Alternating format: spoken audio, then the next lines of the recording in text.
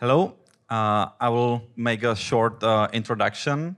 Nesnězeno is an app where every day you can save food from restaurants, coffees, and shops from being thrown away. And you pay at most 50% of its original price. It started as an idea of two young people, and now it's grown into a company that has saved over 3 million meals from waste and has over 100 employees. I'm Libor Hoření, a first investor in Nesnězeno, and today together with Jakub Henni, the founder of Nesnězeno, we will discuss the key moments in building the company. So, Jakub, my first question is for the very beginning. Before you started Nesnězeno, did you always wanted to be an entrepreneur, or what gave you the courage to start your own business? I always wanted to be an entrepreneur, I would say from a very young age, when I was 9, 10, from primary school. And during my high school studies, I started joining business events and business seminars, or I was coming, for example, to VIC for some business beginners workshops, but I still didn't really know how to start my own business.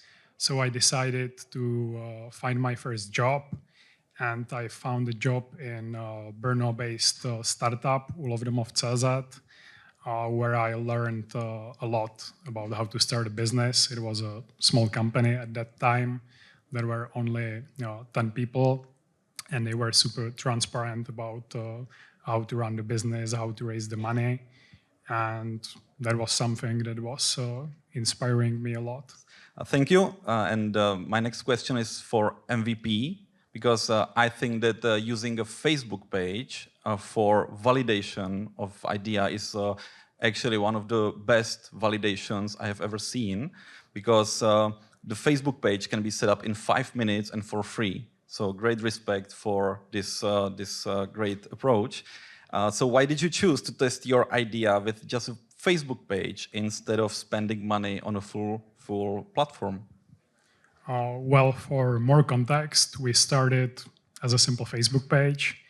And at that time, we gave to first restaurants, like they could edit the page, and they were posting the surplus food as a post on the page. And people could reserve the food and then later pick it up in the restaurants and pay for it. And we did it because of multiple reasons. First, I think it's a clever way how to validate your idea without spending money on it.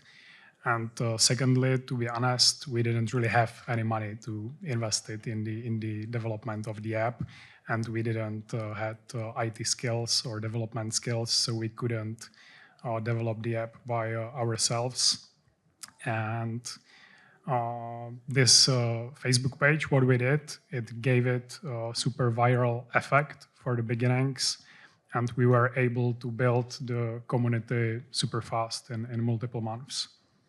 Yeah, I saw it. And so how did you manage to gain 15,000 Facebook fans and save 6,000 meals and work with 30 or 50 partners in just 6 months through the Facebook page? To be honest, it was pretty organic. We didn't really do much marketing or PR by ourselves because we didn't really have any business experience. So we just were doing what we liked. Like, we were talking about the idea everywhere, and we were pitching it at startup events, and we were approaching potential new restaurants. And as it was viral on the social media, we got contacted by a lot of media who wanted to write articles about us, or we did a lot of interviews in the radio, etc. And this was something which was helping us growing the community fast. Yeah, I think that's pretty cool that media wrote about you, because there are so many Facebook pages growing up. And my question is, did you do anything to get media attention and have them write about you? No, as I said, not really. It was pretty organic, and I think people liked the idea. And as it was super viral on the Facebook, because every time restaurants offered, I don't know, 10 surplus meals on the page, there was 20, 30, 40, 50 comments under it, and that's how we started. Yeah. Okay. At this point, after the validation through the Facebook page, me and one friend of mine, we invested in Nesnězeno. And even though it was still just a Facebook page, and honestly, for me, it was more like a gift or sponsoring. And I was like, if my money will make that the app will be here for saving food, I will be satisfied, and that's it. And if I will get my money back sometimes, it would be a nice bonus. I never imagined back then actually that the company will grow up to 100 employees and valuation in the tens of millions of euros, which it has today. It's very pleasant actually. So tell me, how did the development of the first version of mobile app proceed, and what challenges did you face at this stage? It was pretty challenging because we didn't have any experience with developing of mobile apps. And actually, our first developer, who had a small agency in Brno, he kind of stole our idea and he started the project by himself. But luckily, we were able to find another development agency pretty quickly. And in about a couple of months, we actually launched the apps, us and our ex-technical co-founder, on the same day, which was a coincidence. And he didn't really, he had only the app at that time, and we already had the community on the Facebook, 15,000 people, 30, 40 restaurants working with us. So they didn't really have much success with it. So do you think that's the reason why Nesnězeno succeeded while several other competition did not, the community? Definitely the community and also the resistance. We were working like nonstop, and I'm actually not sure why our competitors didn't succeed. But after we launched the app, like every other month, there was a new competitor, and I think there was like 3 or 4 competitors in total, but all of them just die in 1 year or something, and that was it. Yeah, actually, it shows us again how important was building the community from very beginning. Okay, then I know that Nesnězeno won some startup competitions. So, what benefits it brings to Nesnězeno? Many benefits.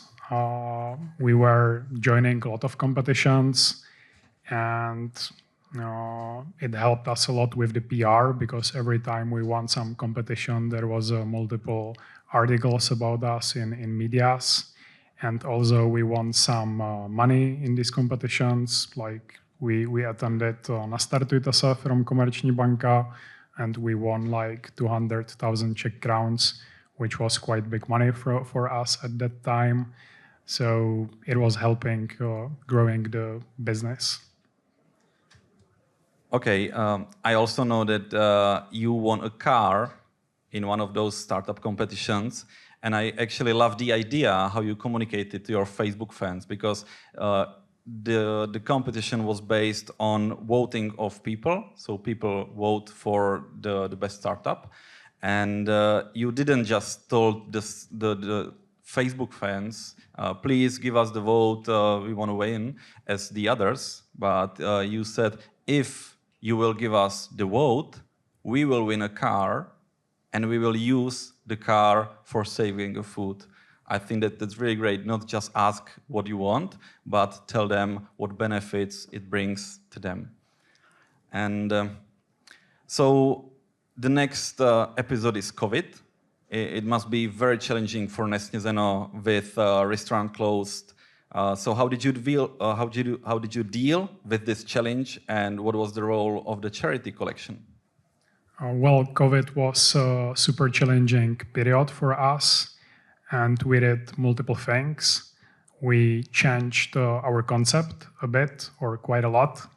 We let our partners sell on the platform like the whole menu, not only surplus discounted food, because at that time everyone was like looking for an online platform they can work with. And we also did deliveries of the food.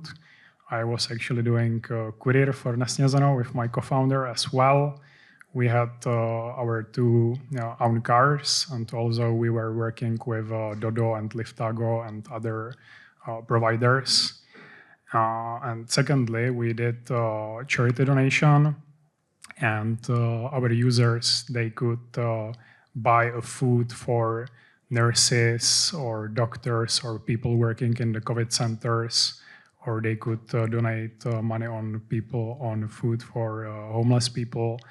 And we were actually ordering hundreds of portions of meals from our partners, and we were distributing these in the COVID centers and in hospitals and other places. Okay, then I think the very important phase of Nesnězeno was a merger with Munch, because from my perspective, once we were number one in Czech Republic, the investors said, okay, that's great, but we are not sure if you will handle expansion to another countries. But once we merged with Munch, which is a Hungarian competitor, and we together launched in Slovakia, we suddenly became number one in 3 Central European markets. So this gave investors confidence that we could handle expansion. So that was a very significant milestone. And the merger with Hungarian app, which was number one in Hungarian market. How did this merge come about, and what impact did it have on the development of Nesnězeno? I would say it was a crucial moment for us in the 6 years of building the company, and it happened that co-founder of Munch, of the Hungarian competitor, he just sent me a message on LinkedIn saying like, hey, we are building a similar startup in Hungary. Maybe we can talk about potential cooperation. So we had like 2 video calls. Then we met in Bratislava with the co-founders of Munch. And they actually come up with the idea of the merger pretty quickly, in 2 months or something. And yeah, we decided pretty quickly to cooperate and to merge the companies. And Okay. So I saw it crucial too. But I would say it was still a pretty risky move, because there was like 10 Hungarian shareholders in the company, and I just knew the founders for 2 months or something. But from today's perspective, I would say it was a pretty good and important move. Okay, and in one point, the Misha, the co-founder of Nesnězeno, she decided to leave the company. How did you saw this move? Well, this was in the beginning of COVID, and we didn't really have much money, and we were both kind of demotivated and frustrated, and we didn't really have even money for our salaries. Misha, she was also pregnant at that time, and she decided to focus on the family, and she didn't want to stress herself about it. And yeah, this was pretty challenging for me when she was leaving. But yeah, later I got 4 Hungarian co-founders, so it has a good end, I would say. Okay, and how did you stay motivated? Because you said you didn't have a great salary, so you were working as a Volt courier to get paid something. How did you get motivation to stay? Well, I didn't really have much motivation, to be honest. I was pretty demotivated. and we didn't have money. And overnights I was doing courier for Volt, but yeah, couple months passed, and I just managed to overcome this period somehow, and then it was good again later. Okay, but it's great you handle it, because after the merge with Manch, Manch and Nesnězeno got a few millions euros in investments, and we hired more people, and right now it's getting better and better. So great you stayed. And also, Nesnězeno in one time sold its technology to another team. Could you tell us about it? Yes, it was in the period where we didn't really have much money, and I got an email from some guy in English, and he was saying that, hey, we want to start a similar business in an Eastern European country, and we are looking for a provider of the technology, and we really like the app that you have. We tested it, and yeah, in the end, we got a deal, and we sold them the license to use the app for about 40,000-50,000 euros. And that helped us a lot as well in the period where we didn't really have much money. Yeah. Okay, so I see it again as a great option to sell the technology Nesnězeno built and get money for the next steps. Okay, and the last just a few weeks ago, the foreign competition entered the Czech market. The app Too Good To Go, which operates in about 20 countries worldwide, decided to capture the Czech market. So how do you view this entry of a global player into the Czech market?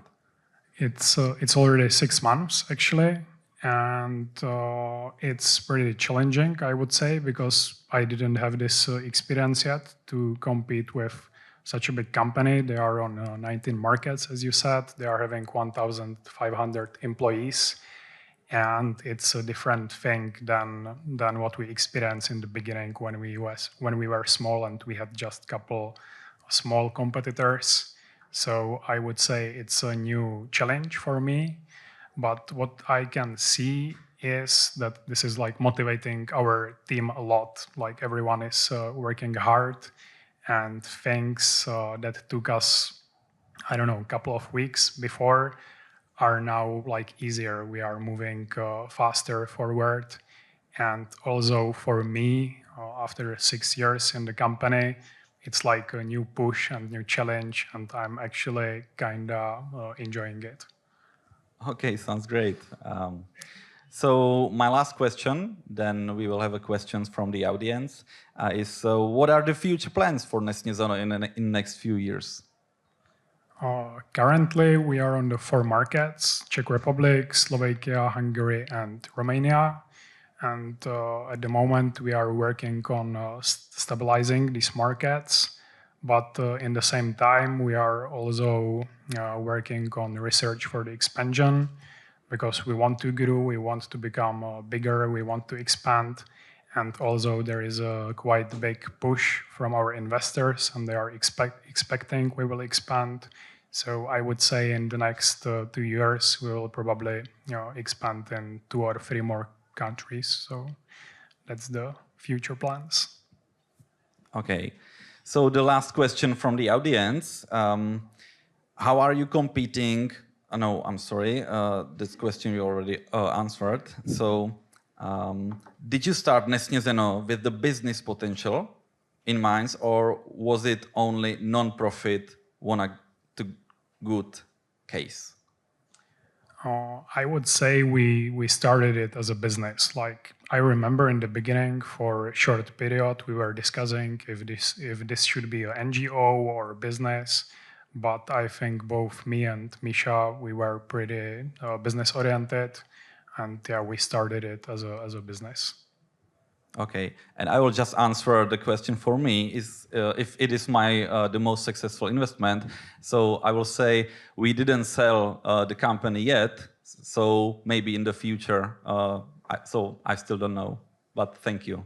So the last thing we would appreciate if you would support the Czech local brand Nesnězeno and if you will save food with that. Thank you. Jakub, Henni. Thank you.